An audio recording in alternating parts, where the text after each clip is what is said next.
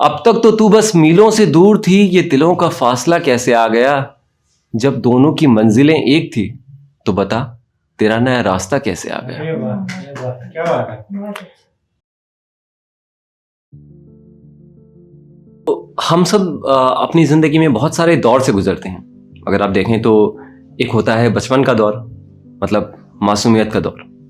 फिर आता है जवानी का दौर, जोश का दौर। फिर आता है बुढ़ापे का दौर, तजुर्बों का दौर। और इन्हीं दौर में से एक दौर ऐसा आता है जिसको कहते हैं आशिकी का दौर। अब इन दौर की खासियत क्या है पता है? इन दौर की खासियत यह है कि ये दौर आते हैं और फिर कहीं गुजर जाते हैं। ऐसे ही कभी मेरी जिंदगी में भी वो आशिकी का दौर आया था। आशिकी का दौर समझते हैं ना? मतलब वही दौर जहां पर कभी कोई पेंटर बन जाता है, कोई राइटर बन जाता है, तो कोई शायर भी बन जाता है। तो मेरी जिंदगी में भी कुछ साल पहले वो आशिकी का दौर आया था, लेकिन हर दौर की तरह वो भी आया और बस गुजर गया। लेकिन ये दौर चाहे आए गुजरें, लेकिन गुजरने के बाद इनकी यादें तो रहती है ना।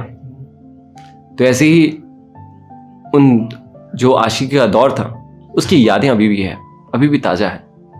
तो कभी कभार मेरे दिल में ये ख्याल आता है कि अगर फिर कभी उनसे मुलाकात हुई तो क्या कहूँगा। फिर कुछ ख्याल ये भी आया कि अगर इतने सालों बाद, एक पूरा दौर गुजरने के बाद अगर फिर उनसे मुलाकात हुई तो शायद कुछ यूं कहूँगा,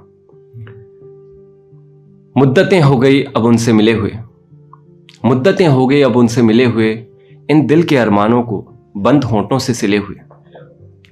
मुद्दतें हो गई अब उनसे मिले हुए, इन दिल के अरमानों को बंद होंठों से सिले हुए।